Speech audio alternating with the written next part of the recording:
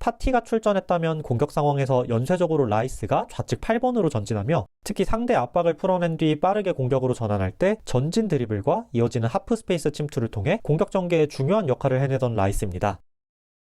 안녕하세요, 엘미야입니다. 챔피언스리그 4강 1차전 역시 치열하고 수준 높은 경기가 펼쳐진 가운데 PSG가 원정에서 아스날을 잡고 유리한 고지에 올랐습니다. 리그 페이지에서 아스날이 2대0으로 압도적인 승리를 거뒀었지만 6개월이 지난 지금 완전히 다른 경기가 펼쳐졌는데요. 루이스 엔리케의 파리는 평소대로 자신들의 축구를 준비했습니다. 4-3-3을 기반으로 공격 시에는 하키미가 전진하며 3-2-5, 6번 한 명이 전진하거나 혹은 6번 한 명이 내려서고 누노 멘데스까지 전진하며 3-1-6의 구조를 갖추고 센터백 2명을 제외하고 경기장 전역에서 로테이션을 가져가며 공격을 펼쳤습니다. 이를 상대로 아스날은 간격이 촘촘한 4-4-2 미드블록을 기반으로 중앙을 틀어막으며 파리를 뒤로 밀어낸 뒤 다같이 조직적으로 나가는 압박을 통해 하이블록에서 상대를 사이드로 몰아넣는 압박을 펼쳤습니다. 지난 리그 페이지 맞대결에서는 홈에서 아스날이 이렇게 강도 높은 압박을 펼칠 때 특히 전반전 파리의 빌드업이 철저히 막히며 고전했는데요. 당시 펄스나인으로 리그에서 좋은 경기력을 보여준 이강인이 선발로 나섰지만 아스날의 압박에 막힌 파리는 후방에서 양질의 패스를 공급할 수 없었고 전방 압박으로 벌어진 간격을 공략하기 위해 롱볼과 세컨볼을 노려봤지만 전방에서는 살리바 마갈량이스의 센터백 조합에게 제공권에서 완전히 밀렸습니다. 또 중원에서는 당시 폼이 떨어진 파비안 루이스가 벤치로 시작하며 비티냐, 주앙 네베스, 자이르 에메리의 작은 신장의 중원이 파티, 라이스와의 피지컬 경합에서 완전히 밀렸고 사이드에서도 바르콜라가 팀버에게 완전히 봉쇄되며 팀에 적응하기 전이던 두에 역시 부진하면서 아스날의 수비를 뚫지 못하고 0대2 패배를 겪었던 파리입니다. 하지만 현재 파리는 6개월 전의 파리와는 많이 달라졌습니다. 우선 경기장 전역에서 펼쳐지는 로테이션 전술이 자리를 잡으며 아스날의 압박을 분산시켰고 특히 덴벨레가 펄스나인으로 완전히 자리를 잡으며 적절한 타이밍에 중원 숫자를 더했으며 중원에서는 폼이 올라온 파비안 루이스가 피지컬을 더해줄 뿐만 아니라 기존 팀의 핵심 비티냐는 물론 팀에 완전히 적응을 마친 주앙 네베스가 중원 싸움에서 밀리지 않는 모습을 보였고 사이드에서도 완전히 성장한 두에와 이번 겨울 가세한 크바라첼리아가 특히 좋은 폼을 보이며 좌우 측면을 휘저으면서 특히 전반전 초반 원정에서 아스날을 지배한 파리입니다. 아스날은 좁은 간격의 4-4-2 미드블록으로 중앙을 틀어막고 파리를 뒤로 밀어내며 이때 다같이 라인을 끌어올리는 조직적이고 강한 압박을 펼쳤습니다. 하지만 덴벨레가 적절한 타이밍에 최전방에서 내려서면서 중원에서 파리가 3대2 수적 우위를 갖고 라인 사이 넓은 공간에서 덴벨레가 프리로 볼을 연결받습니다. 덴벨레가 볼을 몰고 빠르게 전진하고 파비안 루이스의 대각선 침투로 넓은 공간을 가진 크바라첼리아에게 오픈. 팀버와 1대1 상황에서 라이스가 더블팀 지원을 나가고 이때 수비로 전환하는 사카와 메리노가 순간적으로 덴벨레를 놓치면서 프리가 된 덴벨레가 전반 4분 만에 득점에 성공합니다. 오늘도 덴벨레는 상대의 압박이 강할 때 적절한 타이밍에 중원으로 내려서며 공격을 풀어내는 중요한 역할을 해냈습니다. 이렇게 파리가 아스날의 압박을 풀어내자 점점 아스날은 섣부르게 압박을 나가지 못했고 이로 인해 압박 타이밍이 늦어지면서 파리는 더욱 편하게 볼을 점유할 수 있었습니다. 이렇게 파리의 빌드업 상황에서 아스날의 압박 타이밍이 늦어지면서 파초가 직접 볼을 몰고 전진하고 이어서 흐비차가 안으로 들어가며 팀버를 끌어들이자 밖으로 빠진 파비안 루이스가 사이드에서 프리로 볼을 받으며 압박을 풀어냅니다.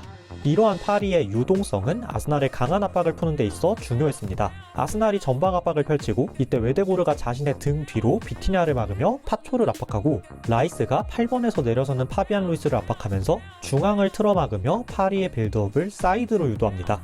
이때 비티냐가 파비안 루이스가 비운 8번 자리로 전진하고 덴벨레 역시 중원에 가담하면서 순간적으로 중원에서 두 선수가 프리가 되고 흐비차의 돌려치기를 통해 아스날의 압박을 풀고 공격을 전개합니다.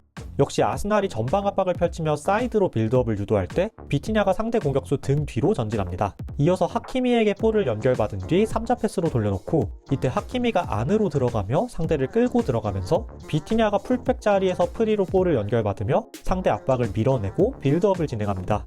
하지만 시간이 지날수록 아스날은 파리의 빌드업에 적응을 하기 시작하고 특히 살리바가 중원까지 점프하며 덴벨레를 프리로 두지 않으며 강한 압박으로 파리의 빌드업을 끊어내거나 부정확한 롱볼을 유도하면서 전반전 중반 이후 분위기를 가져오는 아스날입니다. 아스날은 4-2-3-1을 기반으로 파티의 경고 누적 징계로 라이스가 6번으로 나섰고 연쇄적으로 메리노가 최전방이 아닌 본래 자리인 미드필더로 나섰으며 트로사르가 최전방에 나섰습니다. 공격 시 루이스 스켈리가 6번 자리로 들어오면서 메리노가 8번으로 전진하는 3-2-5 구조를 갖췄는데요. 아스날의 1차 빌드업 시 파리는 라인을 높이고 하키미가 점프하며 상대를 1대1 맨투맨으로 압박하는 하이블록을 갖춥니다. 이때 아스날은 라야가 빌드업에 적극적으로 가담하면서 프리맨 한 명을 갖게 되고 또 6번으로 내려선 라이스가 빌드업에 안정감을 더해주며 파리의 압박을 풀어냈습니다. 하지만 압박을 풀어낸 이후에는 파티의 부재가 아쉬웠습니다. 공격 상황에서 수비형 미드필더의 부재가 아쉬웠다? 이유는 라이스의 활용도입니다. 물론 수비 상황에서 중원 경합 측면에서도 파티의 부재가 아쉬웠지만 파티가 출전했다면 공격 상황에서 연쇄적으로 라이스가 좌측 8번으로 전진하며 팀의 공격력을 강화시킬 수 있었는데요. 특히 상대 압박을 풀어낸 뒤 빠르게 공격으로 전환할 때 전진 드리블과 이어지는 하프 스페이스 침투를 통해 공격 전개에 중요한 역할을 해내던 라이스입니다. 더군다나 이번 상대는 중원의 기동력과 더불어 윙어들과 최전방 덴벨레까지 빠르게 수비로 전환하는 파리였고 파리가 이렇게 수비 조직을 갖추면 이를 뚫고 득점하는 게 쉽지 않기 때문에 압박을 풀고 나면 파리가 수비로 전환하기 전에 빠르게 전진하는 것이 중요했던 아스날입니다. 하지만 파티의 부재로 라이스가 보다 낮은 위치에서 수비 라인을 보호해야 했고 라이스 대신 8번 역할을 맡은 메리노는 압박을 푼 이후 전진 드리블과 하프 스페이스 침투 등의 장면을 거의 만들어내지 못했으며 이로 인해 공격 전환이 다소 지체될 때 파리가 빠르게 수비로 전환하면서 아스날은 정돈된 파리의 수비를 깨는데 어려움을 겪었습니다. 최전방 역시 메리노가 아닌 트로사르가 나서면서 전방에서 버텨주고 싸워주는 힘이 부족해지며 밀집 수비를 깨는데 더욱 어려움을 겪었습니다. 파티의 부재 속에 라이스가 6번으로 나서며 빌드업에 안정감을 더했습니다. 하지만 라이스가 없는 8번 자리에서 공격 전환에 문제가 생겼는데요. 메리노가 8번에서 밖으로 잘 빠지며 상대 미들라인 뒤에서 볼을 연결받습니다. 이때 라이스라면 전진 드리블을 통해 빠르게 공격으로 전환하거나 사이드에 내준 뒤 하프 스페이스 침투를 통해 상대를 밀어내는 공격을 펼칠 수 있지만 메리노는 이를 해내지 못하며 볼을 뒤로 뺐고 파리는 금방 수비로 전환하며 조직을 갖춥니다. 이번엔 트로사르가 상대 미들라인 뒤에서 볼을 연결받고 이제 전진 드리블을 통해 빠르게 공격으로 전환할 타이밍입니다. 하지만 상대의 압박에 밀리며 트로사르는 한 발 물러서고 역시 빠르게 수비로 전환하여 조직을 갖추는 파리입니다. 이번엔 중원에서 팀버가 메리노에게 연결하고 메리노가 최전방에서 좌측 8번으로 내려선 트로사르에게 연결하며 상대 압박을 풀어냅니다. 트로사르는 빠르게 볼을 몰고 전진하며 센터백을 끌어낸 뒤 사이드로 오픈하고 이어서 하프 스페이스에서 크게 돌아 들어갑니다. 상대를 밀어낸 뒤 루이스 스켈리에게 다시 내주고 이때 벌어진 하프 스페이스로 트로사르가 다시 돌아 들어가면서 박스 안에서 찬스를 갖지만 크로스가 돈나룸마에게 걸립니다. 아스날에게 필요했던 것은 바로 이런 압박을 풀어낸 뒤에 빠른 공격 전개였으며 라이스의 6번 배치로 8번에서 이런 장면이 부족했던 아스날입니다. 그리고 8번에서의 전진이 더디자 오히려 6번에서의 전진을 통해 찬스를 만들어내는 아스날인데요. 메리노가 8번에서 밖으로 빠지며 상대 미드필더를 끌고 나오면서 중원에 공간이 만들어지고 볼을 연결받은 루이스 스켈리가 직접 볼을 몰고 들어가면서 빠르게 상대 진영으로 전진합니다. 라이스 역시 자신에게 넓은 공간이 주어지자 직접 볼을 몰고 전진합니다. 이때 메리노를 마크하던 하키미가 마크맨이 빈 루이스 스켈리를 압박하자 중원에 열리는 공간으로 계속해서 빠르게 전진하고 센터백 파초가 전진하여 메리노를 압박하자 마르티넬리가 뒷공간으로 돌아 들어가며 연쇄적으로 사이드에서 트로사르가 프리가 되고 상대 진영까지 전진한 라이스가 트로사르에게 연결하면서 트로사르가 결정적인 찬스를 맞지만 돈나룸마에게 막히고 맙니다. 이번엔 중원에서 하키미의 압박을 루이스 스켈리가 벗겨내자 순간적으로 넓은 공간이 주어지고 빠르게 몰고 전진합니다. 이어서 마르키뇨스 등 뒤로 돌아가는 마르티넬리에게 결정적인 스루 패스를 연결하지만 마르티넬리의 슈팅 역시 돈나룸마에게 막히고 맙니다.